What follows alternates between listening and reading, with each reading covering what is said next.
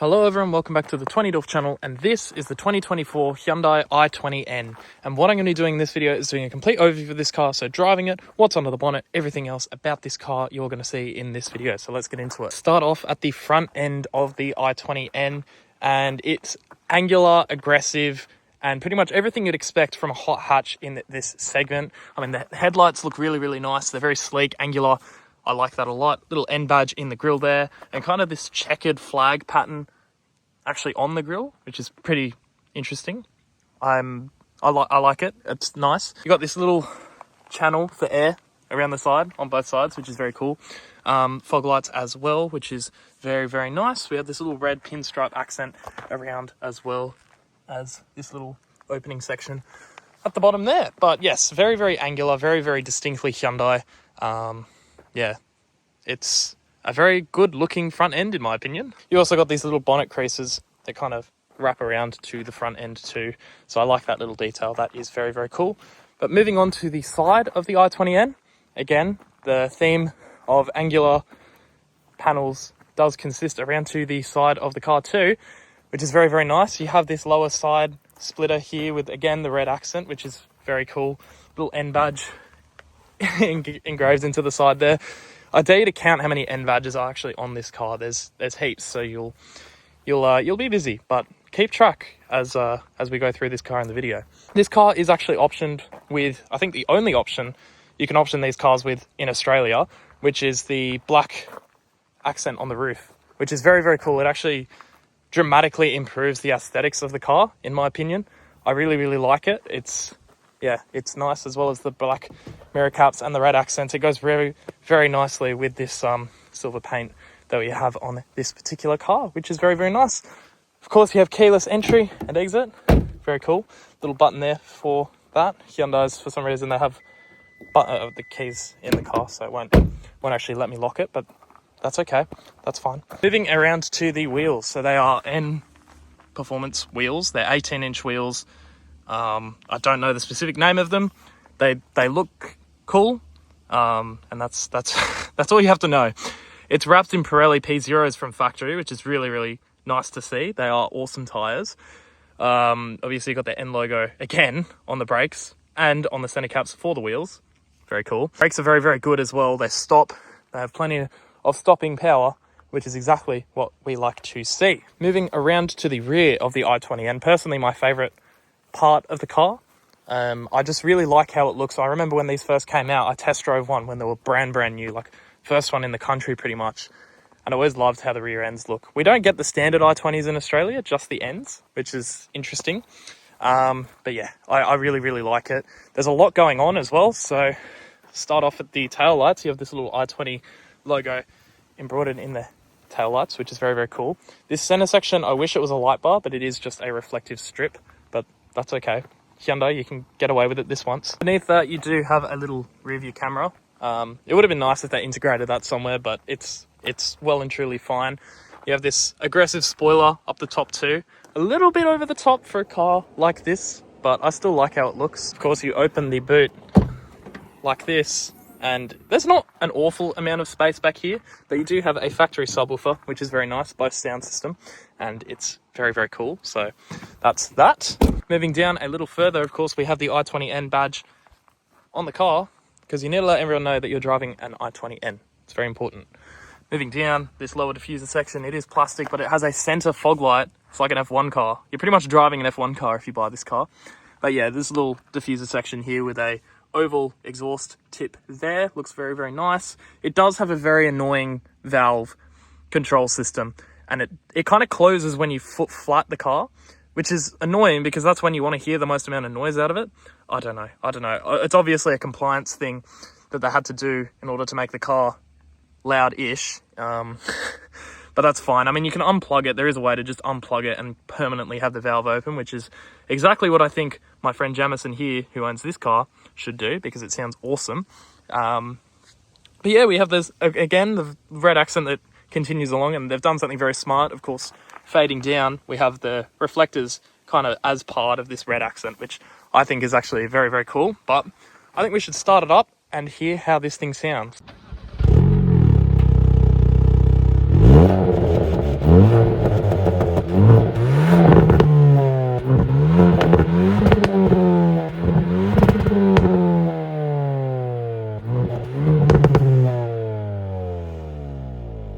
not quite as shouty as an i30N. However, I think for the year model this car is, obviously being a very, very new car, the fact they're able to get away with making the exhaust pop and bang like that from factory is still very, very impressive.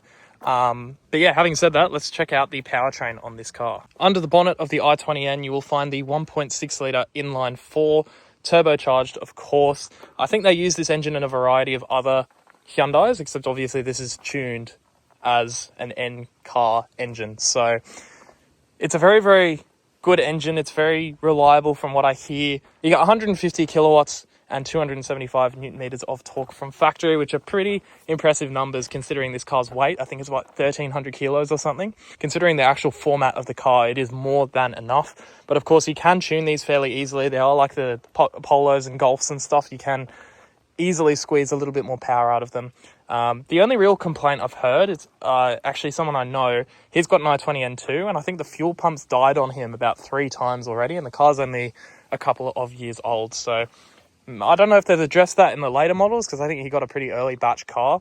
It's just something that I have heard of, and it isn't exclusive to him. I've heard another number of i20N owners have had the same issue. So just something to bear in mind, but Hyundai, of course, will cover that under their warranty, which I think is very, very good. It's a very, very extended warranty, and the best part of all is it does cover truck use too, which is very, very important to know. Not many manufacturers do that.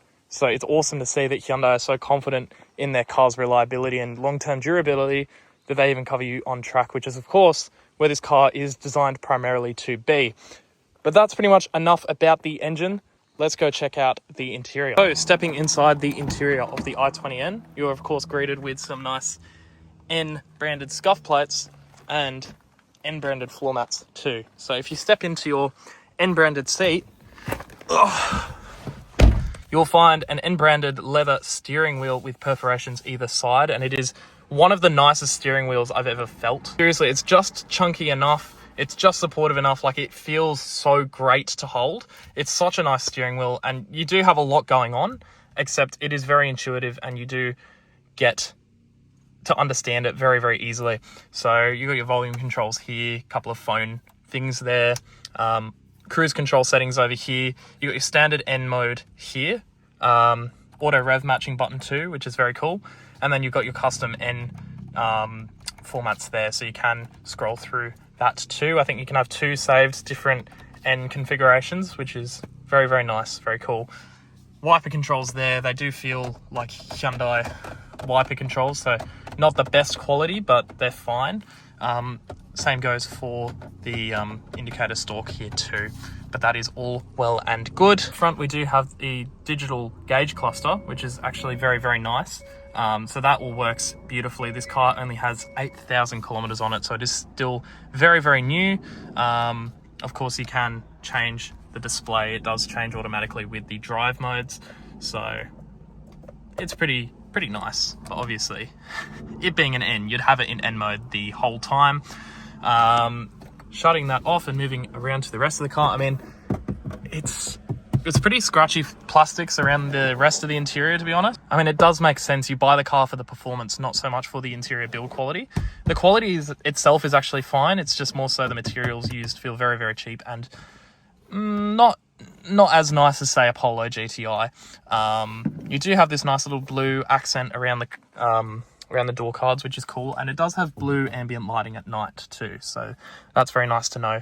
But high traffic areas like the armrest are made out of this, I think, faux leather material, so at least that feels very nice if you want to rest your arm there. You don't get the same treatment in the back, unfortunately, but that is quite okay. Moving around, you do have this 10.2 inch display with Apple CarPlay and Android Auto and all of those lovely, lovely features. Just switching the ignition on, there is a lot to play with on this infotainment system. So you do have, obviously, maps up at the moment, but how do I go home? Setup. Oh, sounds of nature. That's also a Hyundai thing. If I go home, oh, cool. There we go. N mode, you have this, which is really, really cool. It has all your performance data there. You can map out the track that you're doing too, and get really accurate lap times through that, which is awesome. Here you can configure your custom N modes and everything, and it does have a launch control program too, which is very, very cool. Performance options here, You do have to obviously start the car to adjust any of this, but it's all customizable and it's awesome. I really love that little feature there. Very cool. You do have the nice little Hyundai N blue accents on the air vents too, as well as the aircon controls, which is a digital single zone system, but that's all fine.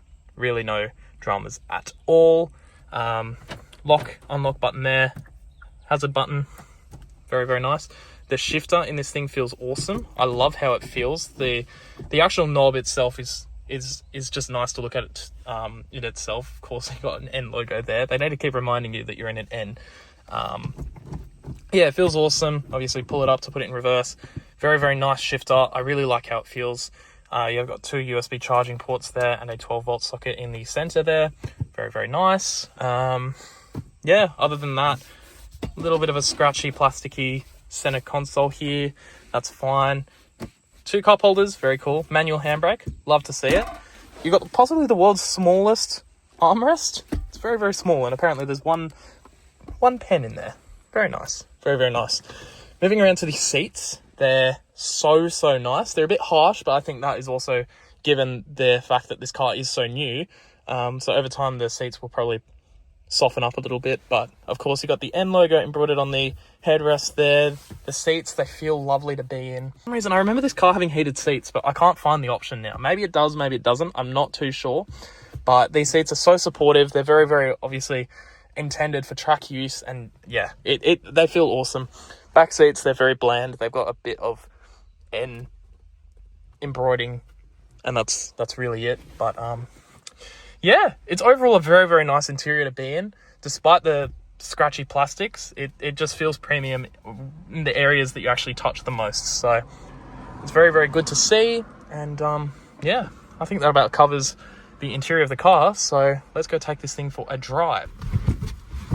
Here we are in the i20N, and I am very keen to drive this car. It feels so awesome to drive. Like, I love... doesn't matter. But before we get started, of course, we got to have a nice little sip of our Mango Loco here. Can't stay awake for the hours I do without one of these.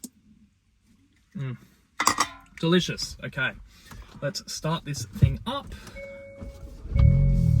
Also, important thing to note, these cars only come as a manual. So, yeah, if you can't drive manual, not only are you a bad driver, but this car isn't for you, unfortunately. Just, learn to drive, pretty much. We are going to keep this car exclusively in N mode for the purpose of this review, simply because I can, and that's really where this car is at its best. So we'll start off with the windows up, just cruise along. In N mode, there is a lot of interior mode. For some reason, it's playing the nature noises. That's funny. Yeah, there's a lot of interior noise, but that's fine.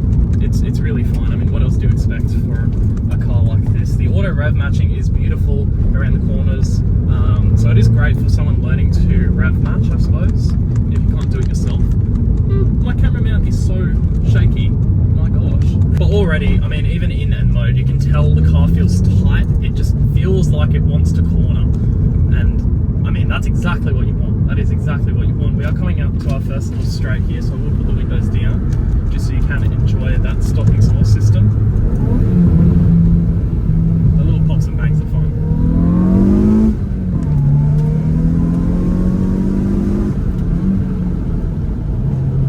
Ignore my misshift there. It's okay. It's okay. But it's so quick for a 1.6 litre. Like, I'm not used to driving 1.6 litres that feel this quick. I mean, the only 1.6 litres I've really ever driven have been in Mark IV Golfs, so it's not much of a comparison.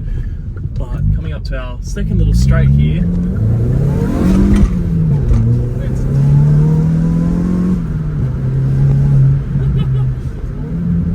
it's so fun to drive, seriously.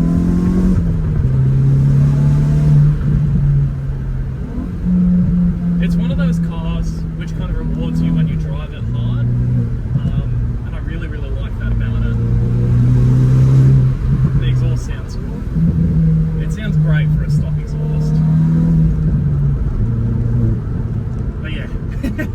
very, very impressed with how this car drives. And yeah, like it's obviously it's not the most powerful thing in the world. It's pretty much on par with an AE Polo GTI, of course the most modern Polo GTI you can get yourself into.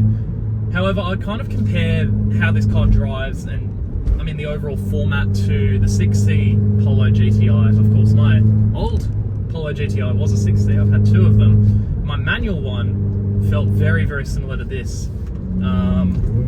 This just feels like a modern interpretation of my old 6C GTI, and I genuinely love that about it. Like it just corners, it's so confident.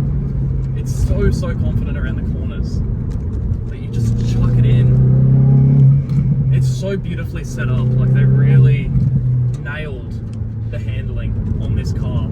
It's so good to the point where I wouldn't even really consider, like if I bought this car for myself, I wouldn't even really consider doing any suspension mods or anything like that, because already from factory it's so beautifully set up. It just corners so well. And of course we've got the bloody cyclist in our way, but that's fine. Find somewhere else to ride your children's toy. Around these corners, like, it's so confident. It really just begs to be driven. And I love that. I genuinely love it. And this car would be so much fun on the track as well. Like, Luddenham Raceway suits this car so beautifully. Like it, yeah, I love it. And I loved it the moment I first drove it as well. I remember back in the day I was contemplating switching up my my Polo GTI. I was looking at options, specifically between the new AE Polo GTI and an i20N, because both of them were very, very fresh in Australia. So I took them on back-to-back test drives, and I genuinely was underwhelmed by the AE Polo GTI, but blown away by the i20N. I was so amazed at just the value for money proposition. I mean, I don't really like modern cars, but this is the one of very few modern cars I would genuinely actually consider buying for myself. If I didn't have my Golf R, and I kind of wanted that same Polo GTI kind of feeling format, I would go for one of these. And it's good and it's bad. Like, it's amazing that Hyundai are making cars like this, because it's such a driver-focused car, and I love that about it. It feels so fun to drive. But it makes me sad, because this is exactly how Volkswagens back in the day felt, and they don't feel like this anymore. This is better than a new Polo GTI, and it's better than a majority of the stuff Volkswagen is pushing out now.